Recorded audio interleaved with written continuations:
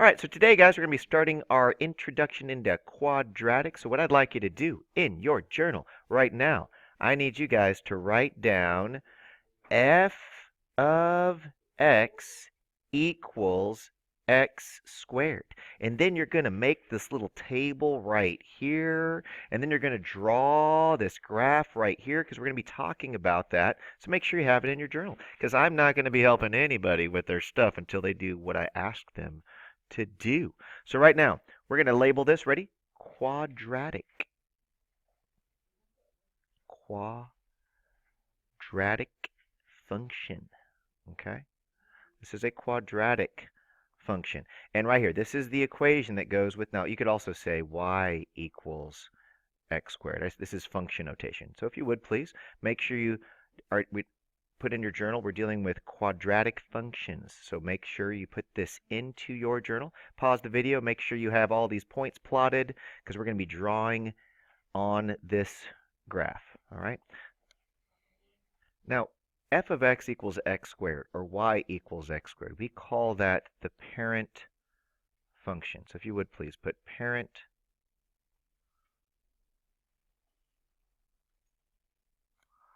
That's called the parent function for all parabolas. Now there are certain things you need to be aware of in a parabola. Right now I'm going to draw a line that perfectly passes through the middle of that parabola.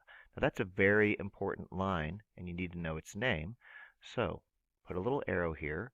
All right, it's called the equation x equals 0. So that x equals 0 is referred to as the axis of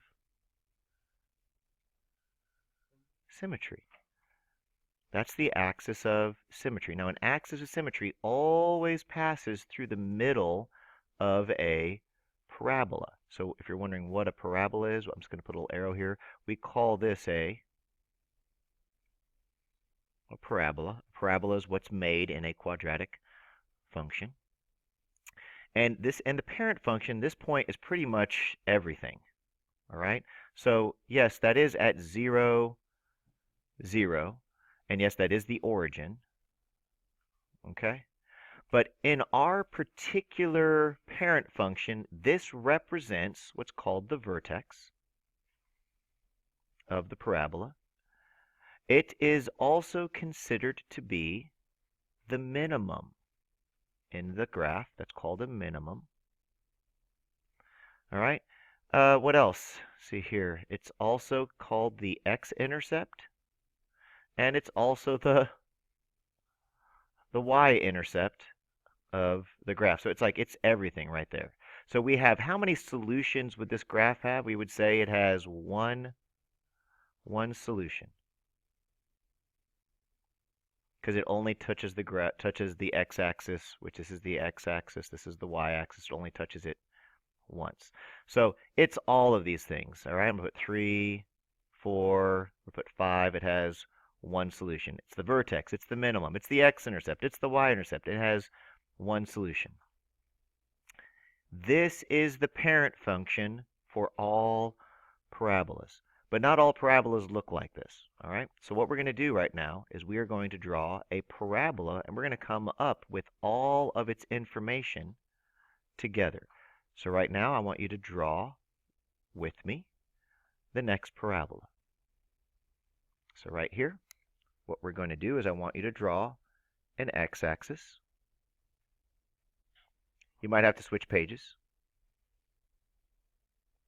Put a y-axis right here. And what we're going to do is I am going to put a point right here. And I am going to put a point right here. So I would like you to label these points as 3, 0, and -1, 0. So we have 3, 0, and -1, 0. And then I want you on your paper to write, we have 2 zeros. One's at -1 and one's at +3. So the very first thing that we're going to do in our graph is we're going to draw the axis of symmetry. All right, so I'm going to show you guys know how to find the axis of symmetry with your zeros. So how do we find the axis of symmetry when they only give you your zeros?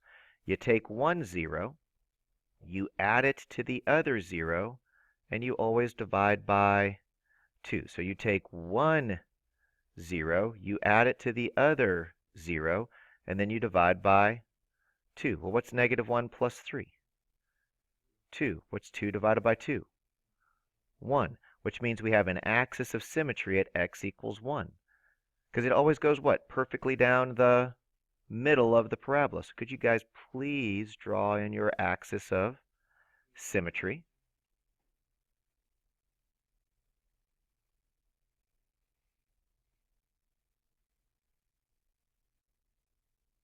So your axis of symmetry is at x equals 1. And this parabola passes through negative 1, 0 and 3, 0. The next thing I'd like you to write in your journal is we are going to create what's called a factored form of the equation. Now, we've been dealing with factored form a lot. So if you would please put x minus m parentheses x minus n, where m is a 0 and n is a 0. Now, if you're wondering what zeros are, there's other words for zeros, okay? They could call them a root, okay? They could call them an x-intercept, or you might call it a solution. So the words that mean 0 is 0, root, x-intercept, or solution. These words are all used interchangeably. So we're going to build our equation right now. All right? I'm going to put x minus, what's one of our zeros? Negative 1, parentheses, x minus, what's our other 0?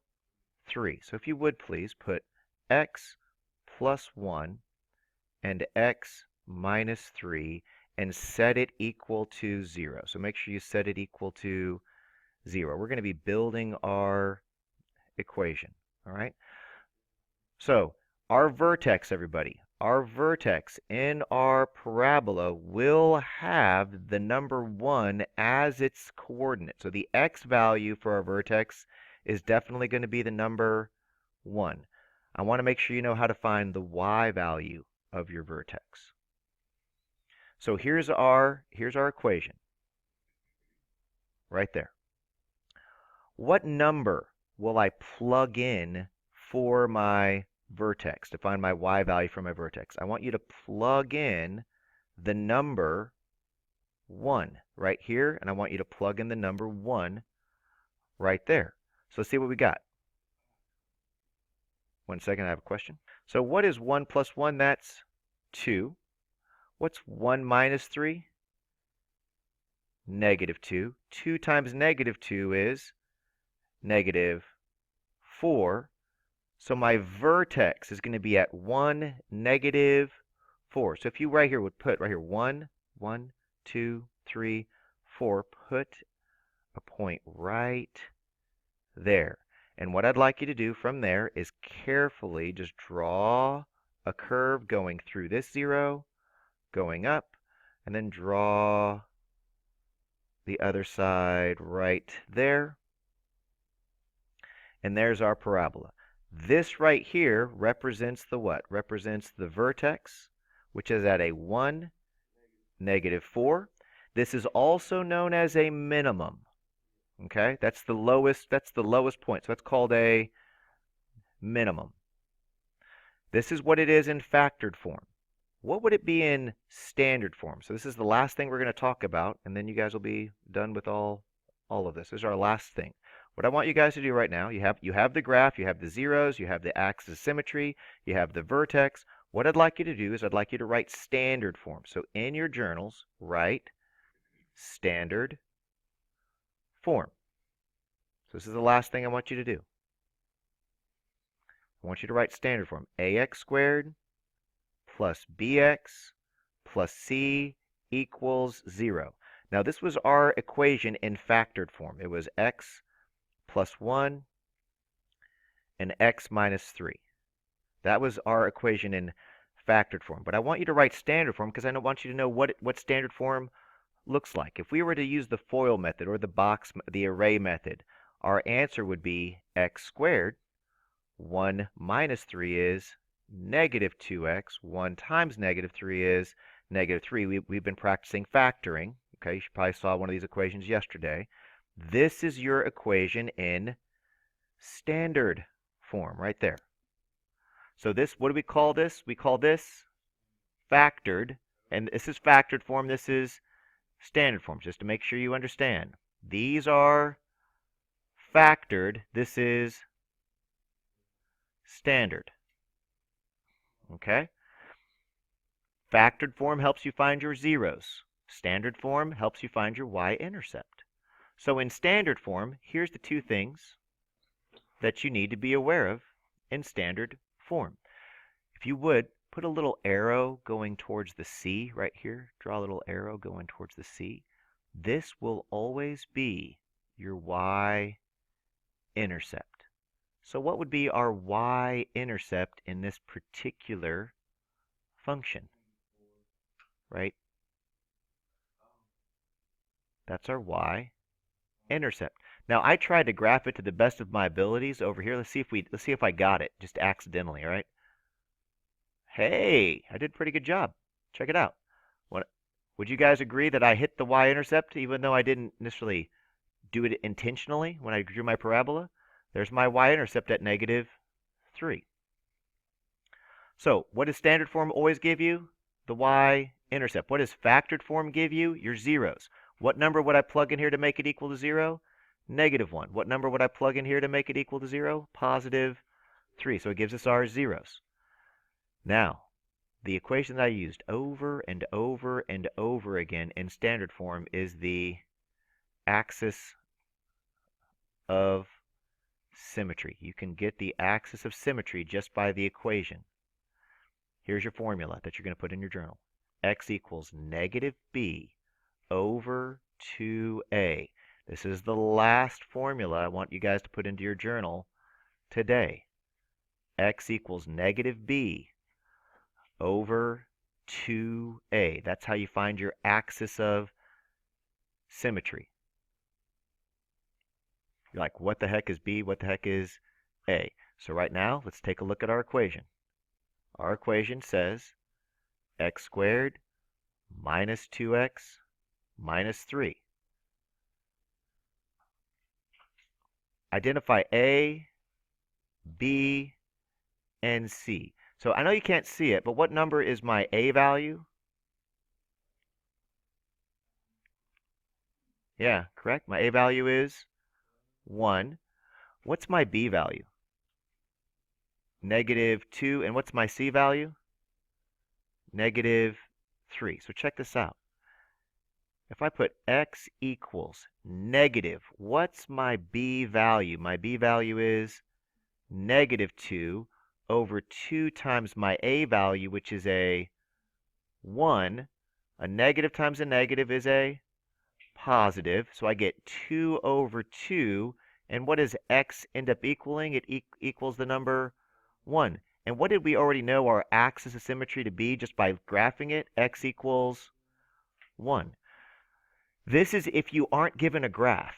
And you can't use a graphing calculator. If you're taking a TSI or an SAT or ACT and you don't have a graphing calculator, it's like it's a non-calculator problem, how could you find your axis of symmetry? Negative b over 2a. That's your equation. Obviously, what do you guys have? You guys have access to Desmos, right? So in Desmos, if I delete this and I type in x squared, or I'll put right here, how about this? Parentheses, x plus 1, and then put x minus 3. There's our parabola that you guys have in your journal. What did we say the standard form was? X squared, was it minus 2x plus minus 3? Do you guys see how these are exactly the same parabola? But this is in factored form, this is in standard form. So we're just focusing on what? Factored form and standard form to start out. Okay? Can you guys clearly see the zeros right there? -1, 0, and 0, 3. Look at the vertex. 1 and a -4. That's what you should have in your journal. Okay? Now, just remember, if you always want to find the axis of symmetry, which was what? X equals 1, what does that always pass through? It always passes through the vertex. Yeah, the original. Talking about over here. All right, so this is what we started with. We started by making the vertex, the zeros, and then we built our equation using what's called factored form, and then we built our equation, and then we multiplied it together to get our standard form. Okay. Now the last thing I want you guys to I want you guys to see, and then we're done. You don't even have to write this down except for this. I'm going to clear these out. All right. And I got to go to a different Desmos real quick. I'm going to type in ax squared. So in regular Desmos, I'm typing in ax squared plus bx plus c. I'm going to add a slider for all of them. Okay? Do you guys see the a? If the a is negative, it opens down. If the a is positive, it opens up. The c value is always your y-intercept, no matter where. So if I put c at -5, can you guys see where your y-intercept is there? It's right there at -5, okay? The b value kind of just moves it a little bit back and forth, okay? But the a value is important. If the a is positive, it opens up. If the a is negative, it opens down. What do we call this point right there? We call that not the minimum. We call it the maximum. So I'm going to move it up a little bit, okay? If it opens down like this vertex is not the minimum, it's the maximum, okay? Yeah. So remember, if it opens up, that's called that point right there would be called the minimum, but if it opens down, it's called the maximum, all right? So when you guys are doing your parabolas intro, all right, right here, it says which parabola has exactly what? 1 x-intercept. How many x-intercepts does this have? 2. How many does this have? Nope. This actually has none. So we can actually have parabolas. We can actually have parabolas where, like, how many zeros does this have? None. It doesn't cross, right? So here, what do we call this? We call this a parabola has 1 and 2 zeros. We call this a parabola right there that has, like, 1 0, if I can get it right. Okay, that's 1 0. And we call this no zero. So this is no solutions. This is one solution, and this is 2 solutions. So you can have 2, 1, or none. All right. So when you guys are doing this, which one has exactly 1? I'm going to say this guy has 1 solution. Okay. Over here it says which parabola opens up? Does that open up? No, that opens down. That opens up. Does that open up? There we go. All right. Here it says, what is the x-coordinate of the parabola's vertex? Well, what are my zeros? It says it intersects at where? At 3 and 9. So if we were going to I'm gonna clear all this out. I'm just gonna hopefully you guys will make sense if you understand this. If I have 2 zeros, ready? One's at a 3 0 and one's at a 9 0. All right? Where would my vertex have to be? Like, what would be the x coordinate? If one's at 9, one's at 3. There's one, there's one. Where would it have to be? Perfectly what? In between. So all we do is just take our zeros, add them together, and divide by 2. So what would be the x-coordinate of my vertex? 6. Now, if I wanted to find my y-coordinate, check this out. This is all I would do. There's my factored form. I'd plug in a 6 there. I'd plug in a 6 there. I'd get 6 minus 3, which is 3, 6 minus 9, which is negative 3. Multiply those suckers together, I get negative 9. Now my vertex is at a 6, negative 9, but my x-coordinate is a 6. All right? So all I got to do is just type in the number. What's my x-coordinate? Boom, 6. All right.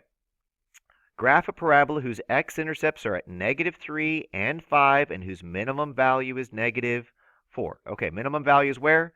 Negative 4. That's got to be at a 5. Is that hit a negative 3 and a 5? And is the minimum at a negative 4? Yes. If I do this, that's my minimum's not at the same place. What does it have to be at? It has to be at a negative 4. That's all you got to do. All right?